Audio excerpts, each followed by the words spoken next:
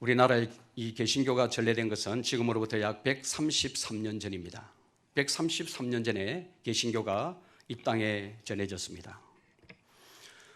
1885년이지요. 이때가 조선왕조 말기에 해당하는 때입니다. 알렌 선교사가 1885년에 들어왔고 바로 이어서 아펜셀러스 선교사가 1886년에 입국을 하면서 이 땅에 복음이 전해지기 시작을 했습니다. 복음이 이 땅에 뿌려지고 10년이 지난 후에 당시 기독교인의 비율은 0.01%밖에 되지 않았습니다. 만 명당 한 명이 예수를 믿는 것이죠. 지금 우리가 살고 있는 이 내수 지역의 인구가 약 한 7만 명 내지 8만 명 된다고 합니다. 그러면 0.01% 같으면 몇 명이 됩니까? 약 7명 내지 8명이 예수를 믿는 사람이라는 것입니다. 너무나 미미하고 너무나 적은 수지요. 그런데 당시 대한그리스도 신보라는 신문에 이런 글이 실린 적이 있었습니다. 고을 원님들이 중앙정부에 탄원서를 올렸는데 그 탄원서의 내용이 무엇인가 하면 제발 예수쟁이들이 없는 영남고을로 발령을 내려달라는 탄원서를 올렸다는 것입니다.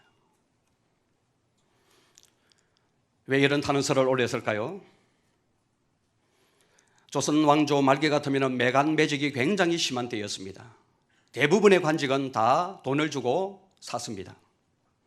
돈을 주고 관직을 샀기 때문에 이 돈을 빼내야 하는데 기독교인들이 비리를 고발하니까 도저히 뭔가를 해먹을 수가 없었던 것입니다.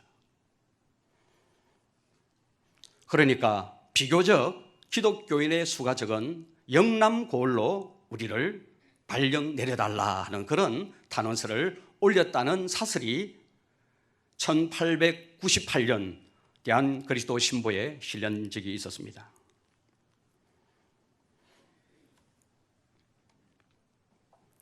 영향력이 대단했지요. 기독교인이 얼마 되지 않는 그 시대에 기독교인은 양심의 보류였습니다. 세상은 교회와 성도를 다 두려워했습니다. 그런데 여러분 지금은 어떻습니까? 세상이 교회를 두려워하지 않습니다. 세상이 성도를 두려워하지 않습니다. 왜 그렇습니까? 교회가 세상과 너무나도 똑같아져 버렸기 때문에 그렇습니다. 선명한 구별과 선명한 다름이 있어야 되는데 교회와 세상을 이렇게 비교해 볼 때 다름과 구별이 다 사라져 버린 것입니다. 세상이 교회고 교회가 세상이 되어져 버렸습니다. 이제는 더 이상 교회가 세상의 대안이 되지 못하고 있는 것입니다. 사회와 국가에 어떤 문제가 있으면 이 문제를 어디로 가지고 나와야 합니까? 당연히 교회 앞으로 가지고 나와야 되지요. 그런데 이제는 그런 일은 없습니다. 영향력을 철저하게 상실했기 때문에 그렇습니다. 이런 맥락에서 제가 오늘 이 본문의 말씀을 읽는데 8절 말씀이 제게는 너무나도 큰 글씨로 다가왔습니다. 8절은 이렇게 기록을 하고 있습니다. 이스라엘은 이미 삼켜져선적 이제 여러 나라 가운데 있는 것이 즐겨 쓰지 아니하는 그릇 같도다. 이 말씀을 여러분 공동번역으로 보면 이렇게 읽혀집니다. 이스라엘은 문민족들 속에 파묻혀 아무도 그들도 보지 않는 쓰레기가 되었다. 이렇게 공동번역은 이 8절의 말씀을 번역을 하고 있습니다. 여러분 언약의 백성인 이스라엘이 무엇이 되어져 버렸다고 말씀하고 있습니까? 쓰지 못하는 그릇이 되었고 쓰레기같이 버려졌다고 말씀을 하고 있는 것입니다.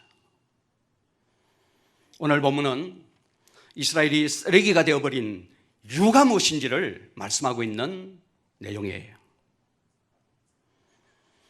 그래서 저는 교회와 성도들의 영향력이 점점 약해지고 있는 이 시점에서 오늘 성경의 진단을 따라서 이스라엘의 모습을 바라보고 그리고 오늘 우리의 모습을 바라보기를 원하는 것입니다. 오늘 이 본문은 이스라엘이 왜 심판을 받아야 되고 왜 멸망의 길로 갈 수밖에 없는가를 말씀하고 있는 내용입니다. 여러분, 왜 심판을 받아야 합니까? 하나님께서 구별하여 선택하여 세운 이 나라고 하나님의 백성인데, 언약의 백성들인데 왜 이 언약의 백성들이 심판을 받아야 되고 멸망의 길로 가야 합니까? 결론적으로 말씀을 드리면은 죄 때문에 그렇다고 오늘 호시아 선지자는 오늘 이 본문의 말씀을 통해서 우리에게 말씀하고 있습니다. 여러분, 8장 전체를 통해서 우리는 여러 가지의 죄들을 보게 될 것인데 그중에 중요한 뿌리가 되는 것은 맨 마지막에 나오는 14절 말씀입니다. 14절 말씀을 보십시오. 이렇게 기록을 하고 있습니다. 이스라엘은 자기를 지으신 이를 잊어버리고 왕궁들을 세웠으며 유다는 견고한 성읍들을 많이 쌓았으나 내가 그 성읍들에 불을 보내어 그 성들을 삼키게 하리라.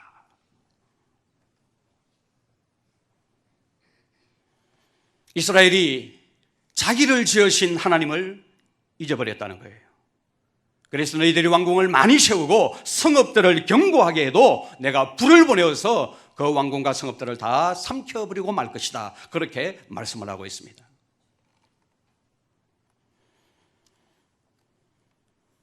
여러분, 8장에 나오는 여러 죄의 목록들을 한 가지로 딱 묶어버리면 하나님을 잊어버린 것입니다. 이스라엘은 자기를 지으신 이를 잊어버리고 이렇게 말씀을 하고 있습니다. 8장에 수 가지의 죄가 나오죠. 그 죄를 하나로 딱 묶어버리면 딱 하나가 나오는데 그것이 무엇인가 하면 하나님을 잊어버렸다는 것입니다. 여러분, 이 말은 하나님에 대한 신학적인 정의가 틀렸다는 말이 아닙니다. 하나님은 창조주시며 지금도 살아계시며 지금도 일하시고 계신다는 사실을 그들이 분명히 알고 있지만은 실제의 삶의 자리에서는 하나님을 인정하지 않는다는 말입니다. 하나님을 의식하지 않아요. 여러분들은 지난 한 주간을 살아내면서 정말 하나님을 인정하고 하나님을 의식하면서 한 주간을 살아내셨습니까? 그 인정을 가지고 그 의식을 가지고 지금 이 예배의 자리에 와 계십니까? 여러분, 이것이 오늘 8장에서 말하고 있는 여러 가지 죄의 뿌리가 되는 핵심적인 죄라고 지금 호시아는 8장 마지막 절 14절 말씀을 통해서 이스라엘 백성들이 하나님을 잊어버렸다라고 그렇게 말씀을 하고 있는 것입니다. 여러분, 1절을 보면 하나님은 또다시 이스라엘을 향해서 전쟁의 나팔을 불라고 명령하십니다. 1절 말씀을 보십시오. 이렇게 기록을 합니다. 나팔을 내 입에 댈지어다. 원수가 독수리처럼 여호와의 집에 덮치리니 이는 그들이 내 언약을 어기며 내 율법을 범하니로다. 여러분, 왜 나팔을 불어야 합니까? 원수가 독수리처럼 여호와의 집에 덮쳐버리기 때문에 그렇습니다. 여기서 말하는 여호와의 집은 성전을 가리키는 말이 아니에요. 이스라엘을 가리키는 말입니다. 원수가 독수리처럼 강한 힘과 민첩함으로 이스라엘을 덮칠 것이라고 말씀을 하고 있습니다. 전쟁에 임박했다는 말이에요. 그렇기 때문에 하나님은 모세 선지자를 통하여 이 백성들을 향하여 나팔을 불으라라고 말씀을 하고 있는 것입니다. 오늘 선지자는 하나님의 백성을 하나님의 집으로 부르고 있습니다. 여러분, 왜 그렇게 부르고 있습니까? 하나님의 거하시는 곳은 어떤 장소가 아니라 언약 백성들 가운데 거하기 때문에 이스라엘을 하나님의 집으로 부르고 계시는 것입니다. 그런데 그 하나님이 그 집을 심판하시겠다는 것입니다. 왜 심판이 하나님의 집에 들어오게 되는 것입니까? 1절 말씀을 다시 보겠습니다. 다시 한번 읽습니다. 나팔을 내 입에 댈지어다. 원수가 독수리처럼 여호와의 집에 덮치리니 왜냐하면 이는 그들이 내 언약을 어기며 내 율법을 범함이로다 라고 말씀하고 있습니다. 여러분, 그들의 죄가 무엇입니까? 구체적으로 다 밝히지는 않지만은 오늘 선지자는 8장 1절을 딱 열면서 그들의 죄가 무엇인가를 고발하고 있는데 그들의 죄는 하나님과 맺은 언약을 어기고 율법을 범했다는 것입니다. 자, 여러분, 이 말씀을 14절 말씀과 연결해서 보면 하나님을 잊어버린 첫 번째 표현이 무엇인지를 알게 됩니다. 하나님을 잊어버린 첫 번째 표현이 무엇입니까? 그것은 바로 하나님의 말씀을 어기는 것입니다.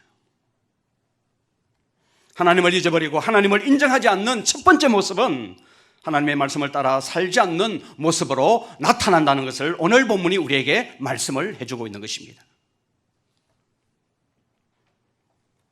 아무리 신앙 경력을 자랑하고 아무리 잘 믿는다고 소리를 쳐도 말씀을 따라 살지 않으면 내 삶에 구체적으로 이 하나님의 말씀이 적용되지 아니한다면 그것은 하나님을 잊어버린 것이 된다는 것입니다. 주님은 우리에게 이렇게 말씀하십니다. 나의 계명을 가지고 지키는 자라야 나를 사랑하는 자라고 말씀해 주셨습니다. 제가 지난 주일 설교에서 참된 신앙은 인격성을 지녀야 된다고 말씀을 드렸습니다. 신앙은 반드시 대상을 가지게 되지요. 그 대상을 사랑하는 것이 진짜 참 신앙입니다. 여러분, 사랑이 어떤 방식으로 표현되어야 됩니까? 그 사랑은 주님의 말씀을 듣고 지키는 것으로 표현되어야 된다고 주님이 직접 입으로 말씀을 해 주셨습니다. 나의 계명을 가지고 지키는 자라야 나를 사랑하는 자다, 그렇게 말씀을 하셨다는 것입니다. 말씀이 내 삶의 척도가 되는 것이죠. 이게 진짜 신앙인 거죠.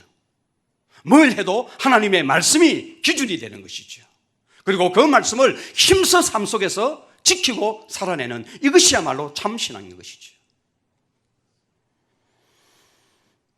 상대를 사랑하고 상대를 인정하는 최고의 섬김이 무엇입니까? 말을 귀담아 들어주고 그 말을 지키는 것입니다. 이런 맥락에서 저는 마음으로 감사하는 사람은 부족한 제가 이 자리에 서서 설교를 해도 눈길을 주면서 집중해서 말씀을 잘 들어주는 사람은 참으로 제 마음에 감사가 있습니다. 그리고 그 말씀대로 지키는 성도들이 제 마음에 감사가 있는 성도들입니다. 우리가 주님을 사랑한다고 말할 때 주님의 입으로부터 떨어지는 그 말씀에 귀를 기울여 듣고 그 말씀을 전심을 다해서 순종하는 것이지요. 이것이 주님을 사랑하는 것이지요. 그런데 여러분, 이스라엘은 어떻습니까? 언약의 말씀을 어기면서 전혀 하나님의 말씀과 상관없는 삶을 사는 것입니다. 이것이 하나님을 잃어버린 대표적인 삶의 모습이라고 고발하고 있는 것입니다. 저와 여러분들은 어떻습니까? 무엇을 해도 하나님의 말씀이 기준이 되고, 무엇을 해도 하나님의 말씀이 선택이 되고, 무엇을 해도 하나님의 말씀이 저와 여러분들의 삶이 되고 있습니까? 아니면은 내 유불리에 따라서 말씀하고 상관없는 삶을 우리가 살아가고 있는 것입니까? 또 하나님을 인정하지 않는 이스라엘의 모습은 어떤 모습으로 나타나고 있습니까? 4절 말씀은 이렇게 기록을 하고 있습니다. 그들이 왕들을 세웠으나 내게 선한 것이 아니며 그들이 지도자들을 세웠으나 내가 모르는 바이며 그들이 또 그 은금으로 자기를 위하여 우상을 만들었나니 결국은 파괴되고 말리라. 여러분, 한 나라의 정치 지도자들을 세우는 것이 얼마나 중요합니까? 특별히 그 당시 말입니다. 정치 지도자를 세우는 일은 너무나도 중요했습니다. 여러분, 왜 그렇습니까? 지도자의 영적인 상태가 나라를 결정하기 때문에 그렇습니다. 왕이 하나님 앞에 바로 서면 그 나라가 바로 섭니다. 왕이 하나님 앞에 바로 서지 못하면 그 나라를 다 말아먹게 되는 것입니다. 가정도 마찬가지고 교회도 마찬가지입니다. 지도자가 하나님의 말씀 앞에, 하나님 앞에 바로 서게 되면 그 공동체는 바로 서게 되는 것이고, 지도자가 한 공동체에서 바로 하나님 앞에 바로 서지 못하면 그 공동체는 다 말아먹고 말게 되는 것입니다. 그렇기 때문에 왕을 세우고 지도자를 세우는 것은 얼마나 중요한지 모릅니다. 그런데 여러분, 이스라엘은 어떻게 합니까? 왕을 세우고 지도자를 세우는데 이 중요한 일을 하면서 뭘 안 하고 있습니까? 하나님의 뜻을 묻지 않습니다. 자신의 소견에 옳은 대로 하나님과 아무런 상관이 없는 그 왕을 세우고 그 지도자를 세우고 있는 것입니다. 하나님은 전혀 고려 대상에 들어가지 않는 것이지. 또 어떤 일을 하고 있습니까? 은금으로 자기를 위하여 우상을 만듭니다. 오늘로 말하자면은 하나님은 완전히 제쳐두고 하나님은 완전히 잊어버리고 눈에 보이는 돈을 믿고 돈을 따라가는 것이지요. 저는 여러분들에게 묻습니다. 여러분이 어떤 것을 선택하고 결정한다고 할 때 하나님이 고려 대상이 되고 있습니까? 여러분 한 주간 동안 그렇게 사셨습니까? 무엇을 선택하고 무엇을 결정해야 될 때가 여러 번 있었지 않았습니까? 그럴 때 하나님이 정말 고려 대상이 되셨습니까? 하나님 때문에 고민하고 기도해 보신 적이 있습니까? 하나님과 의논해서 그 사람을 사귀고 하나님과 의논해서 결혼하고 하나님과 의논해서 아이 낳고 하나님과 의논해서 이사하고 하나님과 의논해서 진로를 결정하십니까? 아니면 내 마음대로 하는 것입니까? 우리가 즐겨 부르는 찬양이 있지요. 예수 우리 왕이여라고 찬양하고 노래하면서 이런 의식 자체가 없는 것이 오늘 우리의 영적인 현실이라고 저는 생각을 합니다. 지금 여러분들의 상태가 나빠졌다면 저는 확신하고 드릴 수 있는 말씀이 있습니다. 여러분들의 삶에 예수님이 왕이 되지 못했기 때문에 그렇습니다. 한 주간을 살아내면서 소견을 따라 살았고 육신을 따라서 살았고 정욕을 따라서 살았기 때문에 지금 여러분들이 이렇게 되어 있는 것입니다. 그리고 은금으로 무엇을 만듭니까? 송아지 우상을 만듭니다. 여러분 하나님을 삶 속에서 인정하지 않으면 결국 하나님을 대신하는 것을 찾게 되는데 그것이 바로 은금으로 만든 송아지 우상입니다. 하나님을 인정하지 않으면 하나님을 내 삶의 왕으로 주인으로 모시지 않으면 다른 주인을 찾게 되는데 오늘날 보편적으로 그 주인은 바로 돈이 되고 있는 것입니다. 돈을 의지합니다. 하나님을 인정하지 않으면 권력을 의지합니다. 힘 있는 사람을 의지합니다. 하나님을 대신하는 것이 분명히 있게 된다는 것입니다. 여러분 참신앙은 무엇입니까? 범사에 하나님을 인정하고 그 하나님의 말씀을 따라서 거룩한 백성으로 살아내는 것이 참신앙입니다. 참신앙은 구별되고 거룩한 백성이 되도록 우리를 요청하는 것을 보게 됩니다. 내가 거룩하니 너희도 거룩할지니라. 그들을 진리로 거룩하게 하옵소서. 아버지의 말씀은 진리니이다. 참신하게 요구하는 외침이라는 것입니다. 그런데 여러분 송아지 우상의 신앙의 특징이 무엇인 줄 아십니까? 자신들의 탐욕과 정욕이 다 투사되는 종교가 바로 송아지 우상 신앙입니다. 세상과 구별되어 거룩하게 살 필요가 없습니다. 하고 싶은 대로 살아도 사랑해주고 복을 주는 신앙이 송아지 우상 신앙입니다. 굉장히 우리에게는 오늘날 매력적인 신앙의 모습이지요. 우리는 여러분 어떤 신앙을 좋아합니까? 참 신앙입니까? 아니면 송아지 우상 신앙입니까? 간판은 참 신앙인데 그걸 달고 다니는데 그걸 붙여놓았는데 실상은 우리의 속은 송아지 우상 신앙이 아닌지 모르겠습니다. 여러분 왜 율법을 어기고 언약을 어깁니까? 왕을 세우고 지도자를 세우는데 왜 하나님의 뜻을 구하지 않습니까? 그렇게 하는 것이 싫기 때문에 그렇습니다. 매이는 것이 싫어요. 하나님 내 삶에 간섭하지 마십시오. 내 마음대로 하고 싶은 것이지. 탐욕과 정욕을 내 마음껏 추구하면서 거룩한 삶을 살기가 싫은 것이죠. 그러니까 참신앙을 버리고 송아지 우상으로 가버리고 마는 것이죠. 오늘 우리가 실상은 이렇게 살고 있다는 것입니다. 내 마음대로 하고 싶고 내 마음대로 살고 싶으니까 신앙의 변질이 일어나고 있는 것입니다. 교회는 다니면서 하나님의 이름은 부르면서 실제로 송아지 우상을 섬기고 있는 것입니다. 다시 저는 여러분들에게 묻습니다. 저와 여러분들 안에 왕이 있습니까? 예수 그리스도가 저와 여러분들의 삶의 보좌의 왕으로 자정해 계십니까? 우리는 사람을 보면 대충 압니다. 아, 저분에게는 왕이 계시구나. 저분은 자기 생각대로 자기 이익대로 하는 분이 아니야. 저분에게는 왕이 계셔. 가족들이 인정하고 동료들이 인정하고 교인들이 인정을 합니다. 여러분 이게 참신앙이라는 것입니다. 말씀이 통제하는 대로 사는 것이 참신앙인 것이죠. 그런데 여러분 송아지 우상 신앙은 자기 마음대로 삽니다. 고려 대상이 없습니다. 자기가 우주의 중심에 있습니다. 육신을 따라 말하고 생각하고 행동하는 것을 보게 됩니다. 세상은 송아지 우상 신앙으로 사는 것이 훨씬 더 매력적이고 지혜롭다고 말합니다. 근데 오늘 성경은 뭐라고 말하고 있습니까? 4절 말미 말씀해 보시면 이런 기록이 나오죠. 다른 번역으로 보면 송아지가 산산조각 날 것이라고 말씀하고 있습니다. 여러분들은 어떻습니까? 예수 믿고 잘되고 형통하고 건강하고 또 병 낫고 하는 이야기를 많이 들어봤을 것입니다. 그리고 이런 것들이 하나님의 복이라는 것을 믿어 의심하지 아니하실 것입니다. 여기까지는 여러분 좋습니다. 틀린 것이 아니에요. 그러나 여러분 이것 말고요, 만일 여러분에게 말씀이 와서 구별되고 거룩하게 살아야 된다고 말하고 이 세상의 방법을 따라 살지 말고 말씀이 원하는 방법을 따라서 살아야 한다고 할 때 여러분들은 과연 어떻게 반응을 하고 계십니까? 이런 본질적인 요구 앞에 전혀 깨닫지 못하고 살아가는 것이 오늘 교회의 현실이고 성도의 현실인 것을 보게 됩니다. 인천 방주교회를 섬기는 박보영 목사님이라고 계십니다. 아주 훌륭한 목사님이십니다.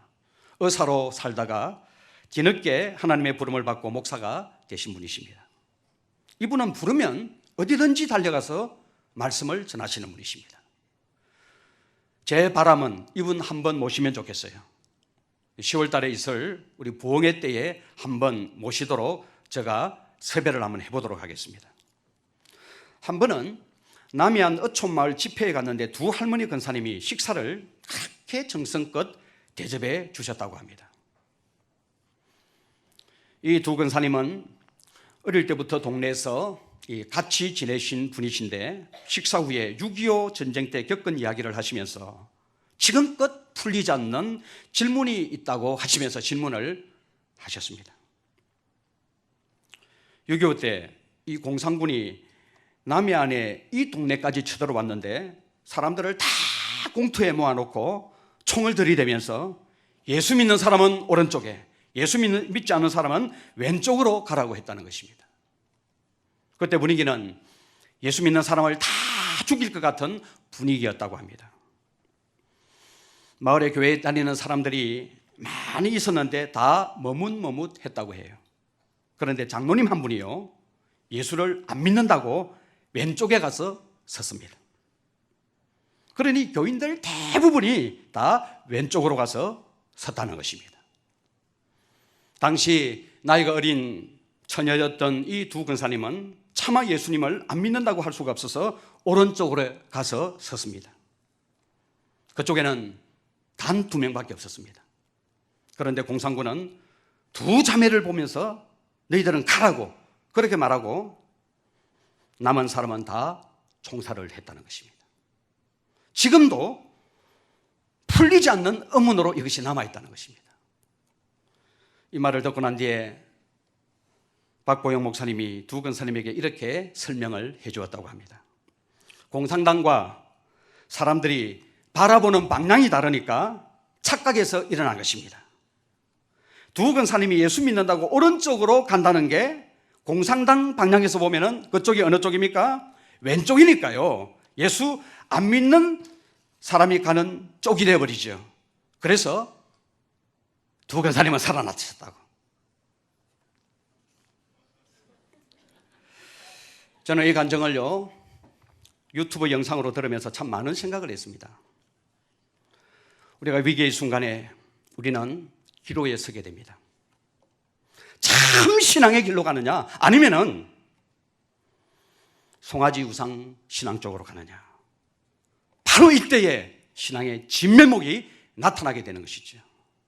죽이 되든 밥이 되든 말씀의 편에 서는 것이고, 주님을 사랑하는 편은 다른 것 아니고 말씀을 내 삶 속에 지켜 행하는 것인데 오른쪽으로 가는 것입니다. 그런데 공산군 입장에서 보았을 때는 그쪽이 왼쪽인 거예요. 살아났습니다. 이렇게 하면 삽니다. 사마리아 송아지가 산산조각날이라는 이 말씀을 여러분 꼭 삶 속에서 기억하고 사시기를 주님의 이름으로 축원합니다. 이렇게 하나님을 인정하지 않고 살아가는 이스라엘은 정치적으로 어떤 모습으로 또 나타나고 있습니까? 9절 말씀을 보십시오. 이렇게 기록을 하고 있습니다. 다 같이 읽겠습니다. 시작. 그들이 홀로 떨어진 덜나귀처럼 아수르로 갔고 에브라임이 값주고 사랑하는 자들을 얻었도다. 여러분, 하나님을 인정하지 않으니까 어떻게 합니까? 하나님을 대신할 것을 찾겠지요. 그래서 세상을 자꾸 의지하는데 홀로 떨어진 들나귀처럼 아수르로 가는 것입니다. 들나귀가 가지는 상징성이 있습니다. 여러분, 들나귀 하면 어떤 그림이 떠오릅니까? 길들이지가 않았으니까요, 굉장히 고집스럽고 하고 싶은 대로 다 하는 거예요. 바람에 나는 개와 같이 바람 부는 대로 날아다니면서 홀로 가게 되는 거죠. 그 정욕을 고집스럽게 추구하면서 어디로 갑니까? 결국 아수르로 도움을 요청하기 위해서 가는 것입니다. 아수르로 가서 뭐 합니까? 값을 주고 연애하는 자를 얻습니다. 무슨 말입니까? 뇌물을 주고 아수르와 동맹을 맺는 것을 말하는 것입니다. 돈을 많이 주었기 때문에 도움이 필요할 때 위험을 무릅쓰고 도와줄 것이라고 생각을 했습니다. 그런데 여러분 어떻게 됩니까? 10절 말씀 보십시오. 이렇게 기록을 하고 있습니다. 그들이 여러 나라에게 값을 주었을지라도 이제 내가 그들을 모르니 그들은 지도자의 임금이 지어준 짐으로 말미암아 취하기 시작하리라. 오늘 20절에서 말하고 있는 지도자의 임금은 아수르를 가리키는 말이에요. 돈을 많이 주고 아수르의 도움을 얻으려고 했지만 오히려 이스라엘이 의지했던 아수르로 인해서 어떻게 된다고 말씀하고 있습니까? 취하게 된다고 말씀을 하고 있는 것입니다. 여러분, 세상을 의지하고 쫓아가면 돈 주고 배신당합니다. 돈은 돈대로 쓰고 도움을 받지 못하는 것을 말하고 있는 것입니다. 오히려 어떻게 됩니까? 전보다도 훨씬 더 기력과 능력이 샤여지는 결과를 가져온다고 말씀하고 있습니다. 이게 하나님을 잊어버리고 세상 방식으로 살아가는 사람의 결국이라고 성경은 말씀을 하고 있습니다. 여러분, 이렇게 하나님을 잊어버리고 하나님을 인정하지 않는 이스라엘에게 심판을 선언하십니다. 어떤 심판이라고 말씀하고 있습니까? 7절 말씀을 보십시오. 이렇게 기록을 하고 있습니다. 그들이 바람을 심고 광풍을 거둘 것이라. 심은 것이 줄기가 없으며 이삭은 열매를 맺지 못할 것이요 혹시 맺을지라도 이방 사람이 삼키리라. 여러분, 우리가 하나님의 말씀을 순종하지 않고 송아지 우상을 섬기는 사람들처럼 우리의 욕구를 따라 행하게 되면 어떤 결과를 얻게 된다고 말씀합니까? 바람을 심었는데 광풍을 거두게 된다는 것입니다. 바람을 심었는데 광풍이 날아와서 모든 것을 다 날려버린다는 것입니다. 열심히 심었는데 줄기가 나지 않습니다. 줄기가 났는데 그 줄기에 열매가 맺히지 않습니다. 열매는 맺혔는데 그 열매를 내가 먹지 못하고 남이 다 가져가 버립니다. 이런 인생이 된다고 말씀하고 있는 것입니다. 14절 말씀을 보시면 이렇게 기록을 하고 있습니다. 이스라엘은 자기를 지으신 이를 잊어버리고 왕궁들을 세웠으며 유다는 견고한 성읍들을 많이 쌓았으나 내가 그 성읍들에 불을 보내어 그 성들을 삼키게 하리라. 하나님을 잊어버린 그들이 한 것이 무엇입니까? 화려한 왕궁을 짓습니다. 견고한 성읍을 많이 쌓습니다. 하나님은 어떻게 하십니까? 불로 다 태워버리는 것입니다. 여러분, 많은 성을 쌓고 방비를 튼튼히 하는 것이 잘못되었다는 것을 말하는 것이 아니에요. 여호와를 잊어버리고 그 모든 일들을 하는 것이 문제라는 것입니다. 하나님과 상관없는 그 삶 자체가 바로 하나님 앞에 문제가 된다는 것입니다. 여러분, 하루를 열심히 사십시오. 동분서주하면서 여러분들이 최선을 다해서 열정으로 사십시오. 그러나 여러분들이 하는 그 일이 하나님과 상관이 없으면 하나님이 오늘 본문의 말씀을 통해서 뭐라고 말씀을 하고 있습니까? 다 그 성들을, 그 왕궁을 삼켜버릴 것이다, 그렇게 말씀을 하고 있는 것입니다. 오늘 여러분들이 지금 계획하고 하는 모든 일들이 하나님과 상관이 있습니까? 하나님 없이 하는 것이 하나님을 인정하지 않는 것이며 다 수포로 돌아갈 수밖에 없다고 말씀을 하고 있습니다. 시편 127편 말씀은 이렇게 기록을 합니다. 여호와께서 집을 세우지 아니하시면 세우는 자의 수고가 헛되며 여호와께서 성을 지키지 아니하시면 파수꾼의 깨어 있음이 허사로다. 오늘 이 말씀을 꼭 여러분들의 마음에 잘 박힌 못처럼 새겨놓기를 바랍니다. 마지막으로 하나님이 너무나도 충격적인 말씀을 하시는데요, 13절 하반절 말씀을 보시면 뭐라고 말씀을 하고 있습니까? 그 애굽으로 다시 가리라, 그렇게 말씀을 하고 있습니다.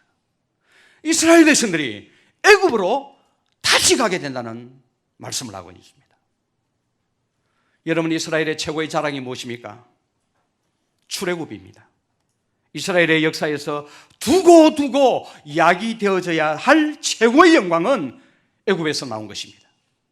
하나님의 능력과 건시 안에서 하나님의 도우심을 받아 하나님의 권능으로 애굽에서 그 미추라임 흥함의 나라에서 나온 것입니다. 아마 자손 대대로 이 이야기를 전해주었을 것입니다. 우리 민족은 보통 민족이 아니야.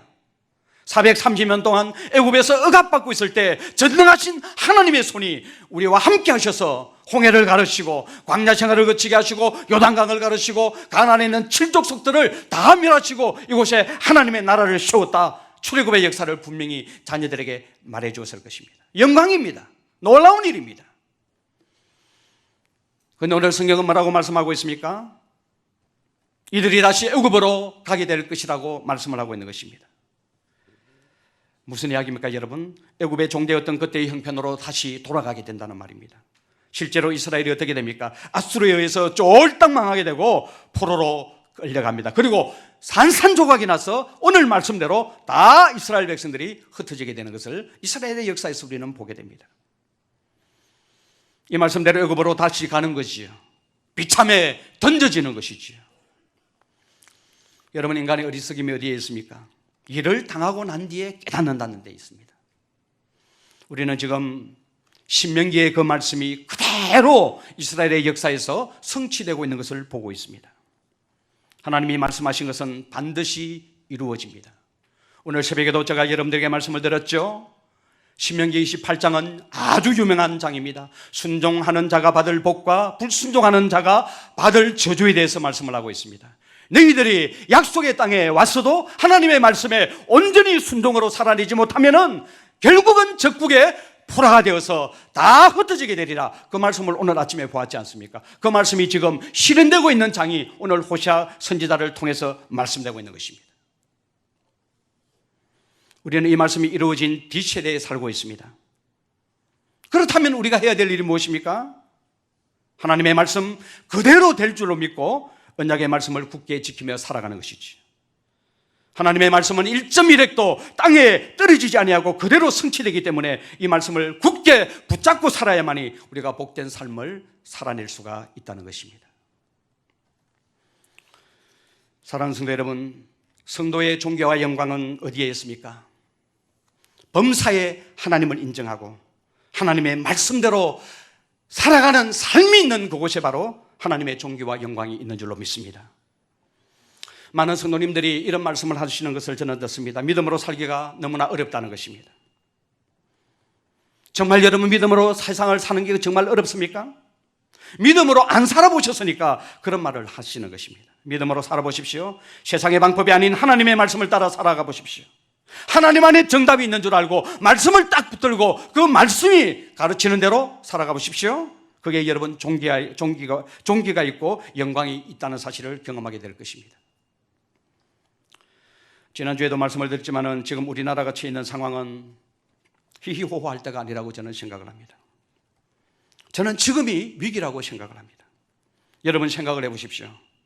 자녀가 1억 원과 1,000원 중에 어느 것이 큰지를 구별하지 못한다면 부모의 마음이 어떻겠습니까? 1,000원, 1억 원의 뭉치를 갖다 놓고 1,000원짜리 한 장을 놓았는데 자녀가 두 개 중에서 무엇이 큰지를 구별하지 못한다면 여러분들 심정이 어떻겠습니까? 속이 터지는 거죠. 지금 이스라엘은 위기입니다. 1억 원이 큰지 1,000원이 큰지를 모르고 있습니다. 우리의 인생을 결정하는 것이 무엇인지를 모르고 있다 이 말입니다. 하나님이 돈으로 환산한다면 환산을 할 수가 없지만 제가 이렇게 비유를 하는 것입니다. 1억 원 되는 하나님이 큰지 1,000원짜리 한 장밖에 되지 않는 주변에 열강이 큰지를 모르고 지금 아수르에게 갔다가 애굽에게로 갔다가 이렇게 붙다가 결국 망하는 것. 이것이 오늘 역사 아닙니까? 지금 우리나라 안보는 전적으로 미국에 달려있는 것처럼 보입니다. 미국의 태도와 반응에 따라서 상황이 달라지니까요. 미국이 엄청 지금 다 커 보일 것입니다. 미국의 말 한마디, 태도 하나, 반응 하나에 따라서 우리나라 안보는, 분위기는, 정치적인 분위기까지도 완전히 다 바꿀 수가 있습니다. 지금 여러분 이런 상황에서 북에서 미군 철수 다 해버리고 탱크 밀고 내려오버리면은 정치적인 분위기는 완전 달라지겠죠. 전부 다 이제 여당 욕하고 알아봤다 그러고 뭐. 안 그래 있어요?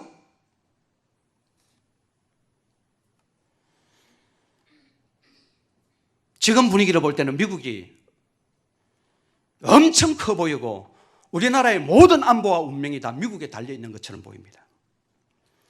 만약에 여러분들이 이렇게 생각을 하신다면 하나님을 믿는 믿음은 완전히 무너진 것입니다. 미국이나 중국이 우리를 지켜주지 못합니다.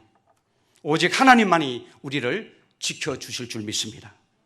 그런데 이런 믿음이 우리에게 없다 이 말이에요. 우리 믿는 사람들조차도 이런 믿음이 없습니다. 미국에게 딱 붙어 있어야만이 우리 안보가 보장이 되고 이곳이 안전하다. 다 그렇게 생각하고 살아가고 있습니다. 이게 저는 큰 일이라고 생각을 하는 것입니다. 오늘 호세아가 외치는 메시지가 바로 이것입니다. 홀로 된 덜나귀처럼 아수르를 의지해서 돈 주고 갔는데 어떻게 됩니까? 돈을 주고 의지한 아수르에게 도로 망하게 됩니다. 지금 우리 한국 교인들의 가장 큰 문제는 절대 믿음이 약화되고 있다는 사실입니다. 돈이 있고 권력이 있는 사람이 더 커 보이고요. 의지가 되지 하나님을 의지하는 믿음은 점점 약해지고 있는 것이 오늘 현실입니다. 그래서 나를 지으신 하나님을 잊어버리고 있는 것입니다. 범사에 하나님을 인정하는 믿음이 없습니다. 확실히 돈이 힘이 있어 보입니다. 이것이 바로 위기라는 것입니다. 시편 23편에서 다윗은 자신의 믿음을 이렇게 고백했습니다. 여호와는 나의 목자시니 내게 부족함이 없으리로다. 돈이 나의 목자이기 때문에 내가 부족함이 없는 것이 아니고 권력이 있고 빽이 있기 때문에 내가 부족함이 없는 것이 아니고 여호와가 내 목자가 되기 때문에 부족함이 없다고 그렇게 고백을 했습니다. 그리고 나의 잔이 넘치나이다라고 그렇게 고백을 했습니다. 여러분, 천지를 지으신 하나님이 내 목자가 되시고 나는 그분의 양으로 그의 인도를 따라서 살고 있으니 지금 내가 사망의 엄청난 골짜기로 다닐지라도 내가 두려워할 것이 없다는 고백입니다. 하나님 한 분만으로 충분하다는 말씀입니다. 이 믿음이 있어야만이 우리의 삶 속에도 역사가 일어나게 될 줄로 믿습니다. 여러분, 세상이 커 보이고 돈 많은 사람이 부러워 보입니까? 그것은 두려운 것입니다. 하나님을 인정하는 것이 인생의 가장 큰 복인 줄로 믿습니다. 그리고 그분의 말씀을 따라 사는 삶이 푸른 초장으로 쉴만한 물가로 인도되는 삶인 줄로 믿습니다. 오늘 이